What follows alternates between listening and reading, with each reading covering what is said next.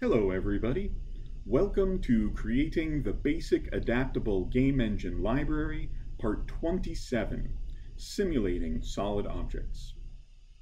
Right now, in the Starfish Collector game, there's nothing really blocking the progress of the turtle as they go around and collect all the starfish. Now, in theory, you could add some kind of an object like a shark and you collide with a shark and that just ends the game. But we'd like to simulate a solid, non-threatening object, right? Some kind of an obstacle that you need to navigate around. So we'll talk about how to do this now. So what we're going to do is we're going to try to find a way to prevent two objects from overlapping. At least preventing it will look that way to the player. What we'll actually do in our code is we'll check to see if two rectangles overlap. Right? These would represent the boundary shapes of two different sprites. If they overlap, then we'll move one of the sprites to stop them from overlapping. In particular, we're going to use a technique called the minimum translation vector. And let's say, for example, we have two sprites. So one of them, we'll assume this is the moving object. This is the rectangle in blue here. Let's say that this overlaps another sprite. Right, this is the green rectangle here, which I've labeled as other. Now this could represent a wall or a rock or some other solid object. Now when this happens, there are four different ways you could resolve the collision. And by that I mean move one of the objects so it's no longer colliding. So in this case, imagine that you wanted to move the other rectangle out of the way. Right? In this case, it would be like this object is pushing the other object somehow. So the ways you could resolve this overlap is this green rectangle, if this is the one you're going to move. There's four different ways you could move it. For example, you could slide the green rectangle downwards so it's no longer overlapping. So you would take the top edge of this rectangle and slide it down to right about here. And so you would follow this vector pointing down. Alternatively, you could move the rectangle so it's above this rectangle. So you could move the bottom edge of other rectangle up above the top edge of this rectangle. Alternatively, you could move it from one side to the other. So for example, you could move the other rectangle to the right to make sure there's no overlap. You would want to move the left edge of other rectangle past the right edge of this blue rectangle.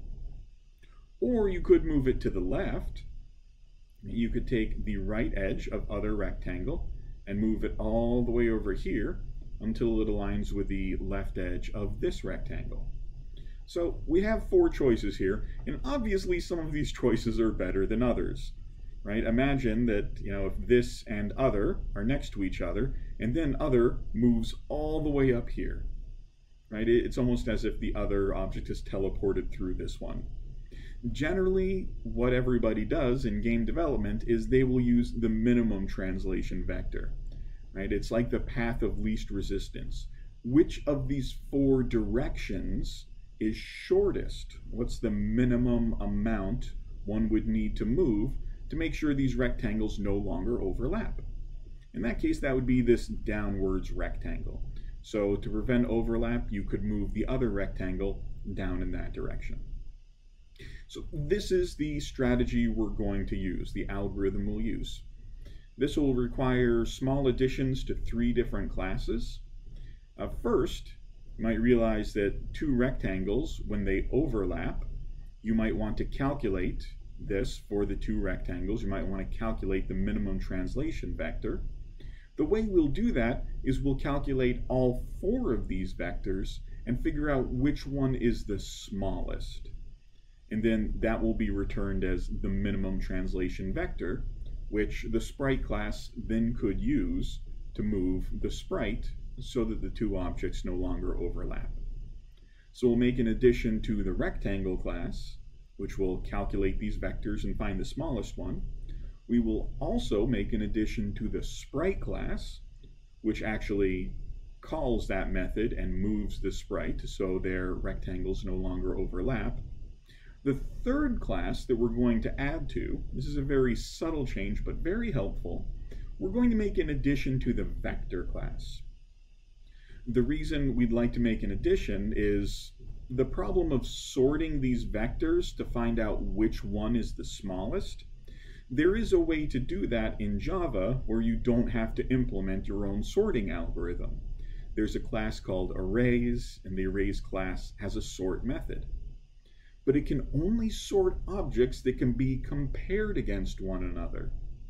Now, sorting something like a list of integers is easy because they have a natural comparison. Even sorting a list of characters has a natural alphabetic order or ASCII order comparison. But how would you compare two vectors? And would you compare their x coordinates? Would you compare their y coordinates? Well, for our purposes, we want to compare their lengths. We want to sort this set of 4 vectors by lengths and then pick out the smallest one. Now, to enable the arrays class to do that calculation for us, we have to make each vector comparable to other vectors. And that's indicated by implementing something called the comparable interface. So that's a lot of stuff to do, but let's head over to our development environment and let's start writing some of this code. All right, so we're back in IntelliJ. The first change I'd like to do is add something to the vector class. This takes care of a lot of calculations for us. So the first thing we'd like to do is I'd like to say implements comparable. In particular, I want one vector to be comparable to another vector, so I'll specify that with this type. Now, right now, it says that there's an error. Anything implementing the comparable interface must include a method called compareTo, which will be automatically called by a sorting algorithm. So let's go ahead and add the method called compareTo. And we'll put this maybe at the very bottom here. This will be public int compareTo. And this is going to compare it to another vector v. And the compareTo function has to return a value. And specifically, it will return 1 or 0 or -1, depending on if this vector is larger than the other, if the two vectors should be considered equal, or if -1 if the vector is smaller than the other. Right, so for instance, if this vector, just using this for clarity here, if this vector's length is less than the other vector's length, right, in that case we'll return the value -1. Right? If this object should precede the other object in the sorting list, you return -1. Else, if this dot get length is larger than the other object's length, then we'll return +1. And so if this appears after the other in the ordering, you return a +1 according to the compareTo interface. Otherwise, they have the same length, in which case you return 0. And now, if we go back up to our code, right, we see that there's no more underlined squiggly error, and because we have implemented the function that will be needed when we sort these objects. All right, the next bit of code we're going to add is to the rectangle class. So let's go to rectangle. And in the rectangle class, we'd like to calculate the minimum translation vector. Right? That's the smallest vector that we can move one rectangle along so it doesn't overlap another rectangle. So we'll do that here. Let's write another method. Let's call this, it's going to return a vector. So let's make this public vector get minimum translation vector, right? And this needs to compare this rectangle with another rectangle. So it will take a parameter, a rectangle we will call other. Right? And let's see, the way we'll implement this, let's create an array of vectors, right, that will be sorted. And these are just the possible differences between the pairs of sides. So this calculates those 4 red vectors from that slide we saw earlier. So let's call this differences. Right, and let's just add them all in. So these are all vectors, just to declare them right in here. So new vector, let's do other dot right minus this dot left, comma 0. Right, that's the first vector in our list. That would tell us how we can take this vector and shift this rectangle to the right, so it no longer overlaps the other rectangle. And then we'll also do it in the other direction, the other horizontal direction, other dot left minus this dot right. And so that's our other horizontal shift, oh, not dot, comma. Then we'll do the 2 possible vertical vectors. So 0 for the x component, and then other dot bottom minus this dot top. And finally, a vector 0 other dot top minus this dot bottom. It's a nice symmetry between these. All right, so we've created an array of vectors. That's cool. And then there's a helpful class called arrays. It's in java.util, so we'll have to implement this. Sorry, we'll have to import this class. And I'll say arrays.sort this array, the array called differences, plural.